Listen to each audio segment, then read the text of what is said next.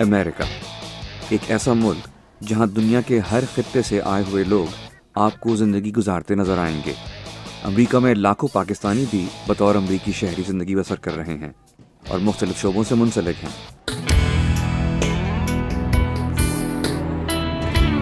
ان میں سے ایک ہیں ڈاکٹر رشید چھوٹانی، جو 20 سال پہلے امریکہ تعلیم حاصل کرنے آئے تھے اور یہاں کی زندگی، معیار تعلیم اور لوگوں کی انفرادیت کو دیکھ کر ایک ایسے شعبے سے منسلک ہو گئے جس کے ذریعے واشنگٹن میں رہتے ہوئے وہ ساری دنیا کے لوگوں کو فائدہ پہنچانے کی کوشش کر رہے ہیں۔ میں اس طرح نہیں دیکھتا کہ یہ سفید ہے یا یہ کالا ہے یا یہ پیلا ہے، میں انہیں دیکھتا ہوں جس طرح وہ ہے۔ میں انہیں اس طرح نہیں دیکھتا کہ وہ کسی دوسری دنیا کی مخلوق ہے، میں انہیں اس طرح دیکھتا ہوں جیسے وہ انسان ہے، اور جب میں انہیں اس طرح دیکھتا ہوں تو وہ بھی مجھے اسی طرح دیکھتا ہے۔ اگر وہ ایک اچھا انسان ہے تو وہ میرا دوست ضرور بنے گا، اور وہ اگر اچھا انسان ہے تو پھر مجھے امید ہے کہ وہ مجھے اپنا دوست بھی ضرور بنائے گا۔ ڈاکٹر رشید چھوٹانی پچھلی 2 دہائیوں سے پبلک ہیلتھ، بائیو ڈیفینس اور میڈیسن کے شعبے سے منسلک ہیں۔ اس کے علاوہ micro biology, infectious diseases, drug development اور ڈیزاسٹر میٹیگیشن اور ڈیزاسٹر رسپانس اور بائیو انفارمیٹکس جیسے شعبوں میں بھی مہارت رکھتے ہیں۔ اس کے علاوہ ڈاکٹر چھوٹانی امریکہ میں تابکاری کے اثرات کے حوالے سے امریکی وزارت دفاع کے مشیر بھی ہیں اور وبائی اور کیمیائی بیماریوں کے ماہر بھی۔ مگر یہ سب کرنے کے باوجود رشید چھوٹانی سمجھتے ہیں کہ ابھی اور بہت کچھ کرنا باقی ہے۔ جب آپ بڑے ہو رہے تھے، یعنی کہ اپنی جو آپ آئی ڈونٹ وانٹ ٹو سے کہ ابھی آپ کوئی بزرگ ہیں، بٹ اپنے یوتھ کے زمانے میں آپ کا زندگی کا ویژن کیا تھا؟ سب سے پہلی چیز میرے والد صاحب نے جب مجھ سے پوچھی کہ کیا بنو گے بیٹا بڑے ہو کے، تو میں نے کہا ابا میں آرٹسٹ بنوں گا۔ کہا کہ پاکستان میں تو جو ہے اگر تم آرٹسٹ بنو گے تو بہت مشکل ہے، یا تو پھر تم بہت اچھے آرٹسٹ بن جاؤ یا پھر کچھ اور کر لو اور آرٹ کو ایز اے ہابی رکھو۔ میں نے کہا ٹھیک ہے۔ پھر اس کے بعد انہوں نے کچھ عرصے بعد پوچھا کہ بیٹا اب کیا ارادہ تمہارا بننے کا؟ تو میں نے کہا کہ میں جو ہے سیاست میں جاؤں گا۔ تو ابا کہنے لگے بیٹا ایسا ہے کہ سیاست میں تم جاؤ گے تو اس کے لیے اگر تم بہت اچھے سیاستدان ہوں گے اور اچھی چیزیں کرنا چاہو گے تو تمہارا اینڈ جو ہے وہ یہ ہوگا کہ پاکستان میں کوئی تمہیں مار دے گا۔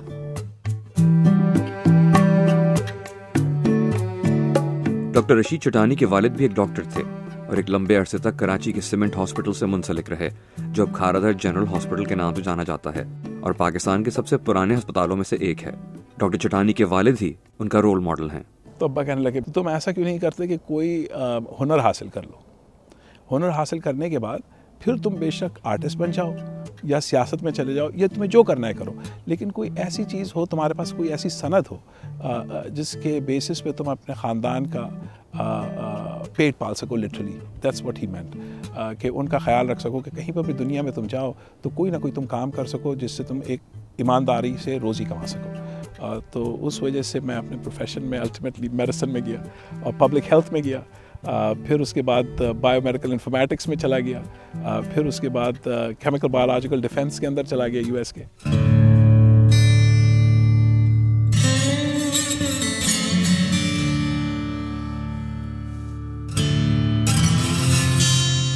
11 ستمبر 2001 سے لے کر اب تک مغرب میں ایک سوال بار بار سننے کو ملتا ہے، اور وہ یہ کہ کیا انتہا پسند بے گناہ لوگوں پر کسی قسم کے کیمیائی ہتھیار استعمال کر سکتے ہیں؟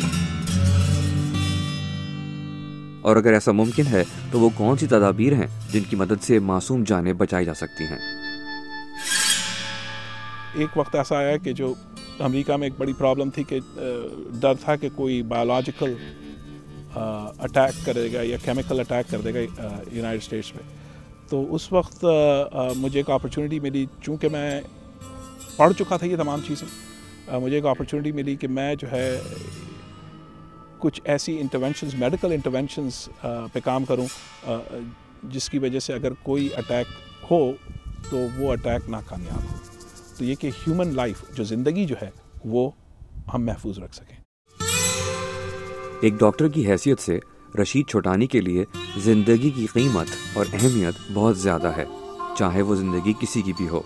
میری نظر میں زندگی قیمت، چاہے وہ زندگی ایک مسلمان کی ہو، چاہے وہ ہندو کی ہو، چاہے یہودی کی ہو، چاہے کرسچن کی ہو، چاہے کسی بھی مذہب کی ہو، چاہے کسی غیر مذہب کی ہو، جو مذہب میں یقین ہی نہ رکھتا ہو، زندگی جو ہے اس کی قیمت بہت زیادہ ہے۔ اور پیشہ جو میں نے چنا ہے میڈیسن کا، اس میں یہ دیکھا نہیں جاتا کہ آپ کہاں سے آئے ہیں اور کس فرقے سے آپ کا تعلق ہے. آپ کا کام ہوتا ہے زندگی بچانا. تو basically that is the challenge that I have in front of me to save lives. اور جو ہے زندگی بچانے کا یہ چیلنج جو ہے مجھے آج تک جو کرنے پہ مجبور کر رہا ہے اور جو ہمت دے رہا ہے وہی مقصد ہے. میری خوش قسمتی یہ رہی کہ میرے کچھ مینٹرز امریکہ میں ایسے تھے جو مجھے بہت اچھی طرح گائیڈ کرتے رہے.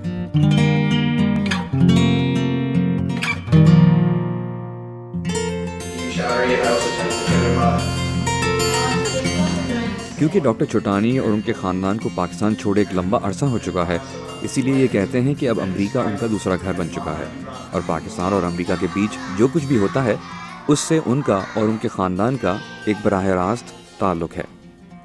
میرے بچے تو امریکہ میں رہتے ہیں. اب اکثر لوگ یہ کہتے ہیں کہ بھائی ہم پاکستان چلے جائیں گے، لیکن کوئی جاتا ہے. اب زندگی یہیں پر ہے، یہی گھر ہے ہمارا.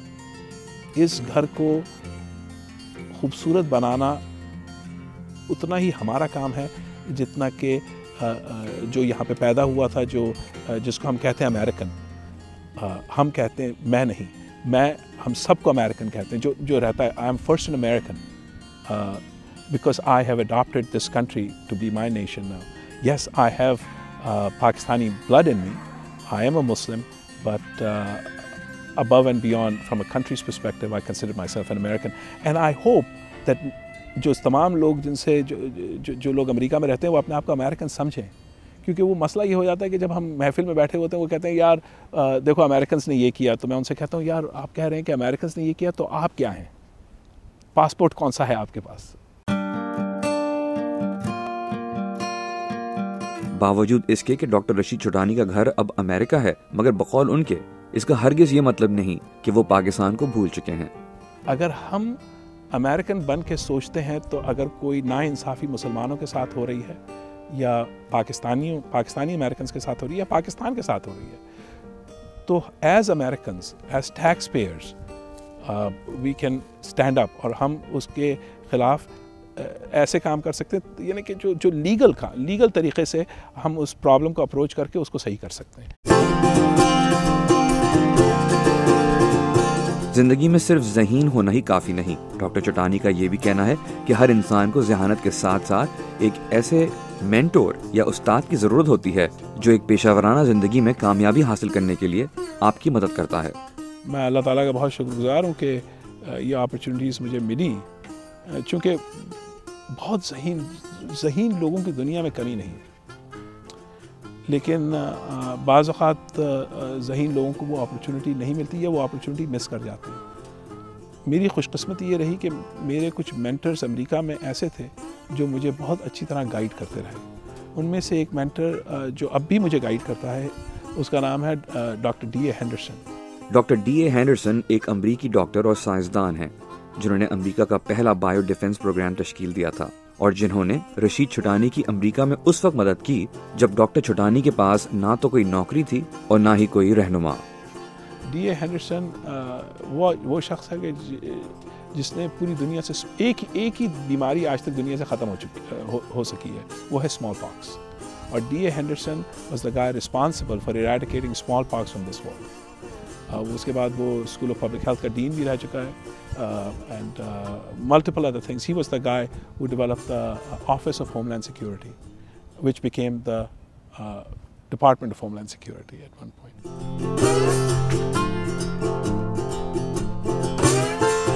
ہم نے امریکہ کے ایک اور شہر بالٹیمور میں ڈاکٹر ہینڈرسن سے ملاقات کی. 80 سال سے بھی زیادہ عمر ہونے کے باوجود انہیں ڈاکٹر چوٹانی کی شخصیت یاد تھی. وہ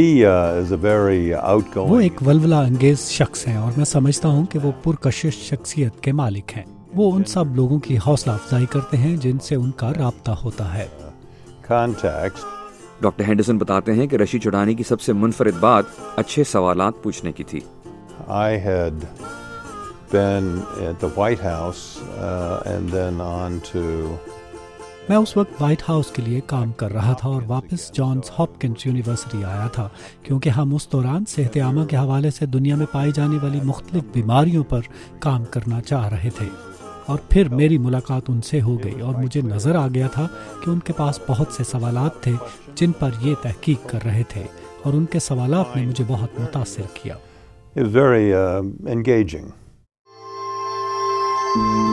ڈاکٹر چٹانی کا کہنا ہے کہ اس وقت دنیا میں زیادہ تر بیماریوں اور وباؤں کے ویکسینز جو آپ کو نظر آتے ہیں وہ امریکی محکمہ دفاع کی مدد سے بنائے گئے ہیں، کیونکہ ان پر اتنی لاگت آتی تھی کہ اس سے پہلے ان ویکسینز کو کوئی فنڈ کرنے کے لیے تیار ہی نہیں تھا، باوجود اس کے کہ ان ویکسین سے انسانی جانیں بچائی جا سکتی ہیں. اگر فرض کریں کہ کوئی ہم پہ حملہ کرتا ہے اور بایولوجیکل اٹیک کرتا ہے یا کیمیکل اٹیک کرتا ہے تو اس کے خلاف ہمارے پاس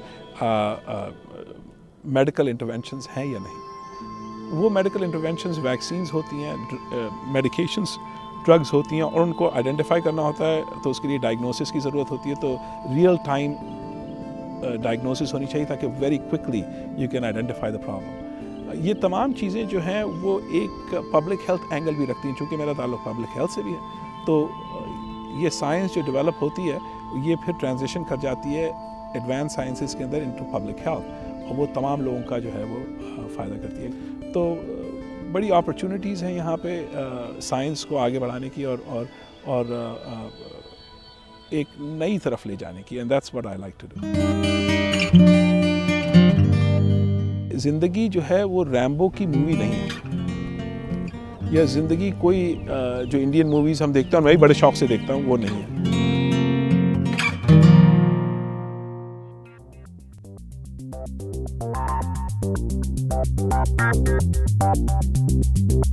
رشید چٹانی ایک پاکستانی امریکی ڈاکٹر اور کیمیائی اور حیاتیاتی بیماریوں اور وباؤں کے ماہر بھی ہیں.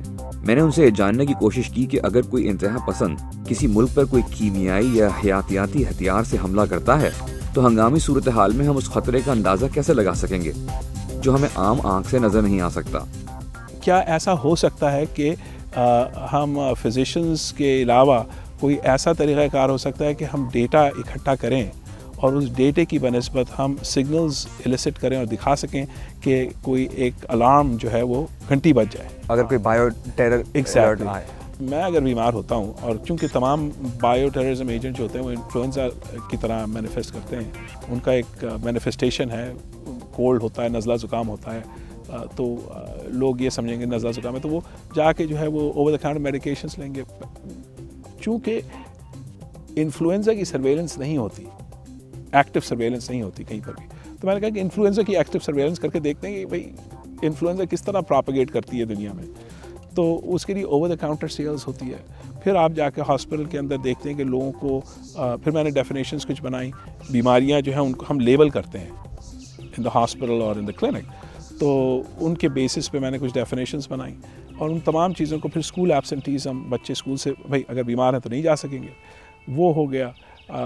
اور کئی چیزیں، ایمرجنسی روم وزٹس ہیں، ڈاکٹر وزٹس ہیں، لیب ڈیٹا، ان تمام چیزوں کو جمع کر کے آپ یہ سمجھیں کہ ایک بکٹ میں ڈال دیا، ایک دیگچے میں ڈال دیا، پھر اس کو خوب گھمایا، پھر اس کے بعد دیکھا کہ بھائی ہر ایک چیز کا وزن الگ الگ ہے، ہر ایک چیز کی ایک ویلیو الگ الگ ہے، تو ان کو ایک اسٹیٹسٹیکل میتھڈالوجی کے بیس پہ الگ الگ ویلیو دی اور پھر اس کو ایک ایکویشن کے طور پہ بنا کے یہ دیکھا کہ بھائی اینڈ پروڈکٹ کیا آتا ہے.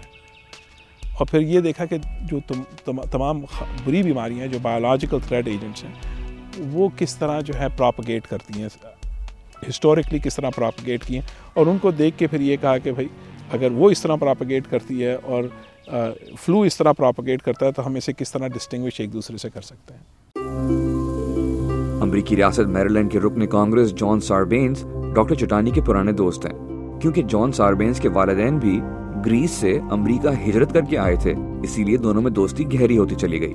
He's a wonderful person to consult with on issues that he has some insight into, and there are many of them. وہ ان موضوعات اور مسائل جن پر وہ مہارت رکھتے ہیں مشورے دینے کے لیے ایک بہت مؤثر شخص ہے، کیونکہ ان کے پاس علم کی کمی نہیں، اور اس کی ایک وجہ یہ ہے کہ انہوں نے امریکی حکومت، امریکی معاشرے اور دنیا کے دوسرے ملکوں کے عوام کے لیے انتھک محنت کی ہے جو قابل احترام ہے. اسی لیے میں سمجھتا ہوں کہ ان کی خصوصیات ایک نہیں بلکہ بے شمار ہیں. ان سے بات چیت شروع ہوتے ہی ان کے مخلص ہونے کا احساس ہو جاتا ہے.